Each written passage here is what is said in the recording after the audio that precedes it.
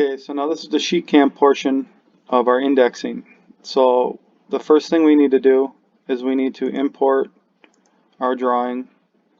We have it as cut 1 from Inkscape, 1:1 scaling, lower left hand corner. Sorry you guys can't see my drop down menus. So what we're going to do is we're going to take this and we're going to move this up for now. Then what we're going to do is we're going to go to File, New Part, and we want to import a new part in. And this is going to be cut 2 from our Inkscape, 1:1 scaling, lower left hand corner. So this is what we get. So what we need to do is we need to nest this. So what we're going to do is we're going to nest it 1/4 inch up and 1/4 inch over. This is 1/4 inch from our gauge edges, from our left and our bottom edges on the Crossfire. So up 2, over 2. I know that's 1/4 inch because I have my bump set at 1/8 inch apiece. Okay, so now what we're going to do is we're going to go back to this, the first cut, and we're going to bring it down close to where we can see it there. My bumps are 1/8 of an inch, so we got to play with this number down here in this Y category. So we'll change this to from 25.25 to 25.22 and see what happens. Oh, that was a Y. Let's undo that one. It's in the X-axis, sorry. So we'll go 25.22. Okay, hit it right on the head. Okay, so now why we did that? We did that because if we would put this piece, and we do it to this edge, that when you would cut this piece on the sheet, like if this was one piece, it would put this over here because this is going to be your first cut and this is going to be your second cut.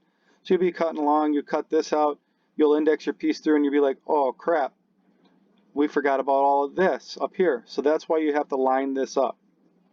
So now the next thing I do is we know that this part is cut 2, so I'm going to go up in the box and uncheck part 2. So now we're left with this. So now what we're going to do is we'll index this down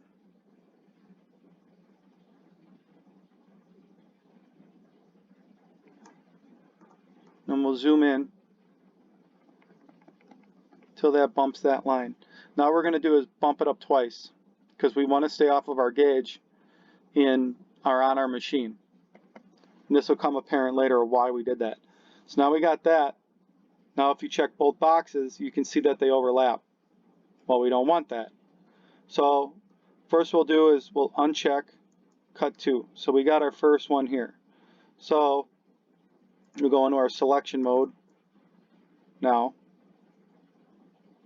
And we're going to create an operation for this cut. So operation, plasma cut. I have to select inside offset because I know what it's going to do. It's going to put our lead ins to the wrong side if you use outside offset. So make sure you're paying attention here. I always use perpendicular lead ins and lead outs. That's up to you guys, whatever you do. So I'm going to click OK. So let's get on here. Why it's not showing up here.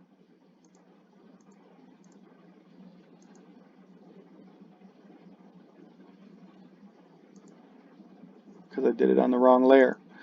Okay, delete that. So we're going to go to cut 1. Now what we'll do is now we'll do the same operation. Okay, now it came up. Okay, now the next thing to pay attention to is where your start points are. Obviously, you don't want the outside cutting last. You know, go in close and seeing if your lead in and lead outs are all going in the right direction. So now what we're going to do is you're going to go to edit start point because we want this to be the last. Then we're going to right click, go to quick cut sequence, and it says, this one says it's 24. I know you guys can't see it. So I'm going to put in 24, enter, and then I'm going to hover over where that start point is. Anywhere you start, you can go. So then you click on that, so that's the last start point, then escape to get out. So now that one is cutting last.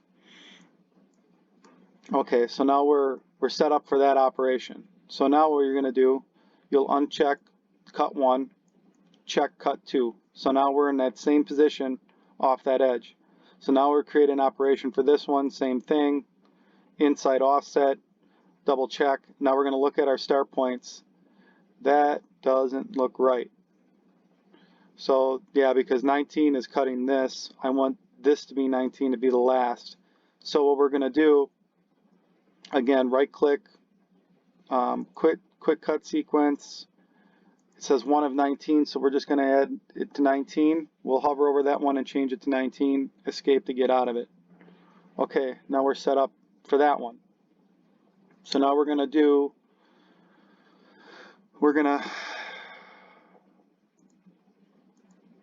create, check on cut 1, and then we're going to create post-processing. I use my OneDrive, so this is going to be named cut 1. So we're going to save that to cut 1. And then we're going to go to cut 2.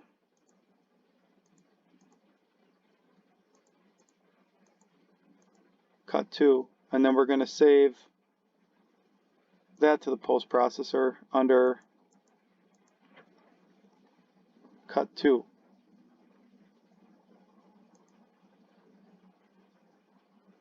OneDrive. Okay, now that's everything you need to know.